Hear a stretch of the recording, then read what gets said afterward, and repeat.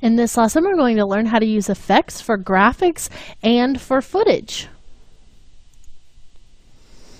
Okay, so the effect that I want to use is one that's really going to help to push this glitchy look that we're going for and really make it feel like there's more glitchy things kind of happening as these clips start to transition from clip to text.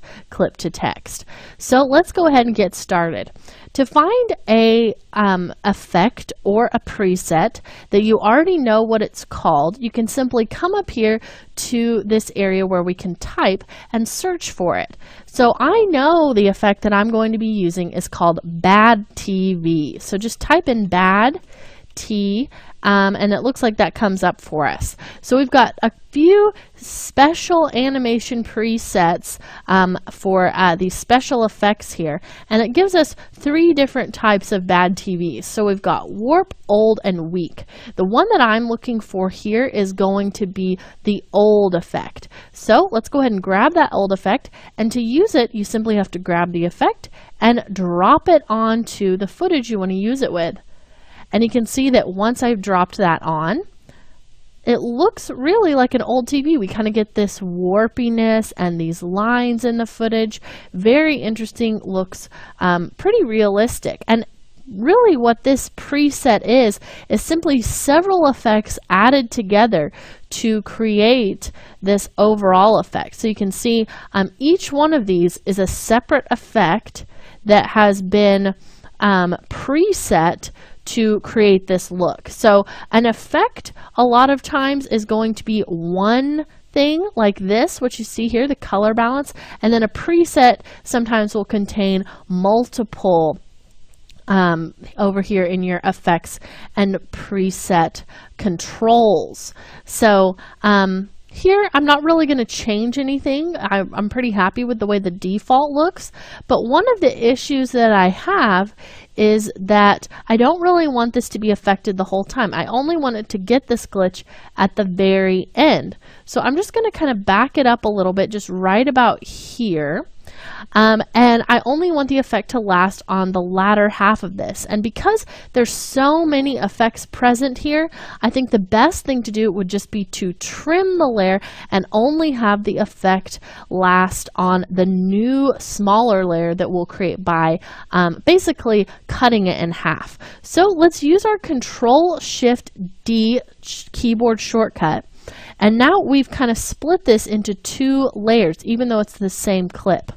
So what I want to do is basically not have the effect on this first part of the clip. I just want it to look natural. So we can just come up here and select an effect and hit backspace or delete. And you can see as I go through those, it kind of starts to change the way it looks until they're all gone.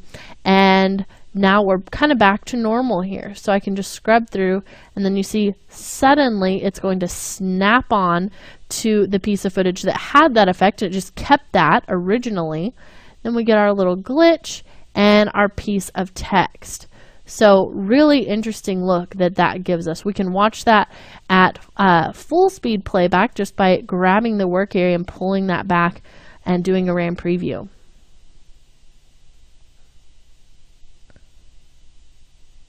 I really like the way that coincides with her kind of blowing as she is kind of resting or exhaling sort of deeply, just like that.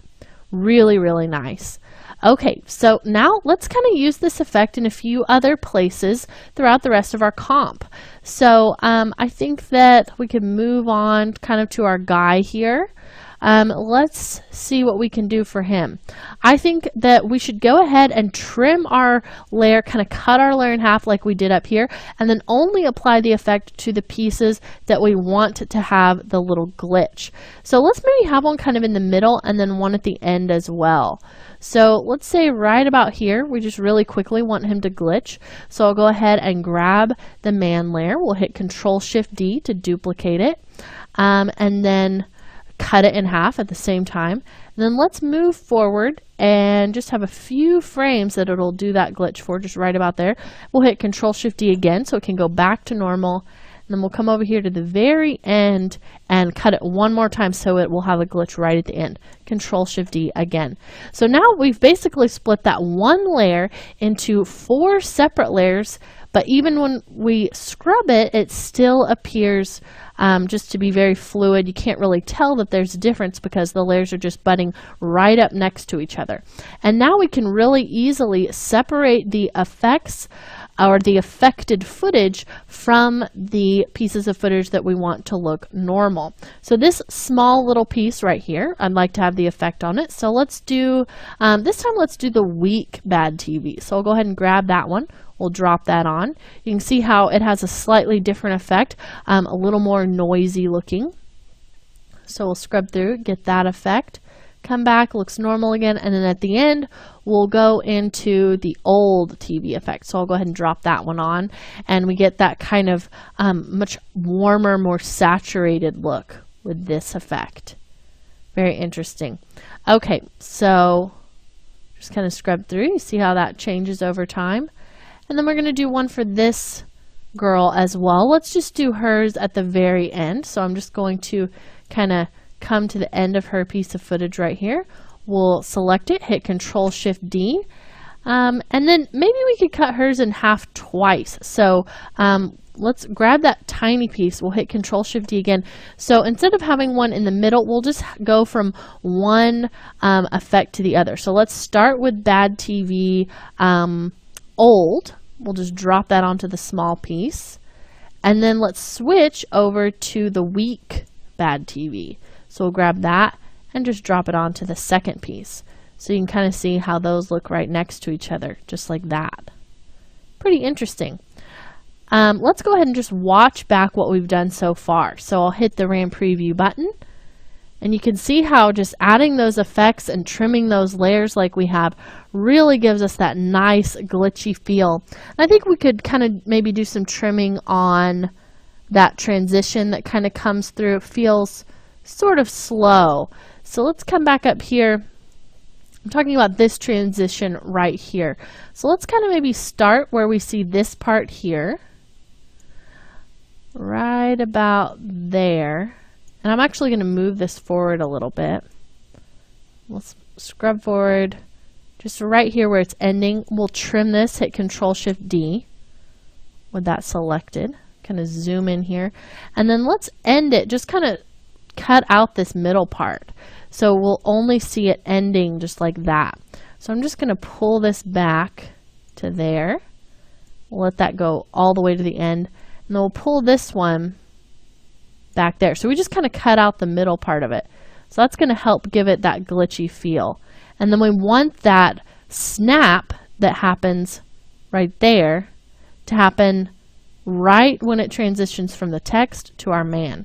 So let's drag both of these layers at the same time. I'm going to select that transition, hold Shift, and select the second piece of it. Then we'll just drag that forward so that that snap will happen right there where those other two layers meet. So now when we scrub, you can kind of see just how it really quickly gives that effect instead of feeling like it lasts for so long. And you could even maybe take this part of it, hit Control-Shift-D, and maybe we can add a little bit of a glitch onto that middle part there. Let's do the weak signal. So we'll go ahead and grab that, drop it on there. You can see how it kind of will glitch out and come back in. So subtle, small, but just using it in interesting ways can really help make your project look very polished and really help the flow from one piece to the next. Now let's see where else we want to add in these glitches. To zoom out on the timeline, you can also use this bar at the top, the time navigator. So this is going to be where the time navigator ends. So wherever I pull that is going to basically be what we see here.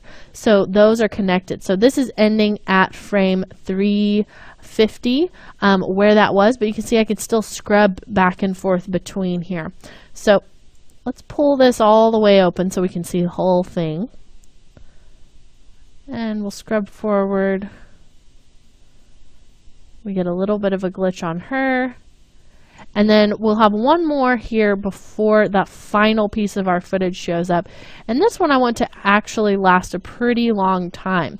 So I'll come in right here, almost just a little more than halfway. We'll hit Control-Shift-D to cut that. And let's just cut it in half a couple of times. So we'll hit Control-Shift-D again. And let's go from old on this first piece of the clip to weak on the second one. Warp isn't as fun. That's why I haven't really been using that one. It's just kind of a toned down look. So we've got weak, then, or excuse me, old, then weak, then we move into this. And I don't want this really to have any distortion at this point at all, because this is kind of our final message. We really want people to be able to see the shoe and what they would be buying, you know, kind of the payoff of watching the whole thing. Let's do a RAM preview to watch through the whole commercial. And it's playing back in real time now, so we get a little glitch.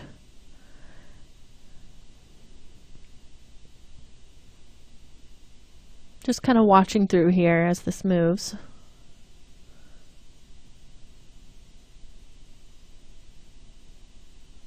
Okay, so that's looking really good, but there's definitely some other effects that we can start to add as we play around with this. So one of the things I'm noticing is that the text just, you know, it's just sitting there. So I think we could add a little bit of interest to the animation of the text as it comes on, and maybe add a few glitchy effects to the text as well. So let's focus on making that text feel more integrated with the rest of the style of the clips that we've been working on, and we're going to do all of that in our next lesson.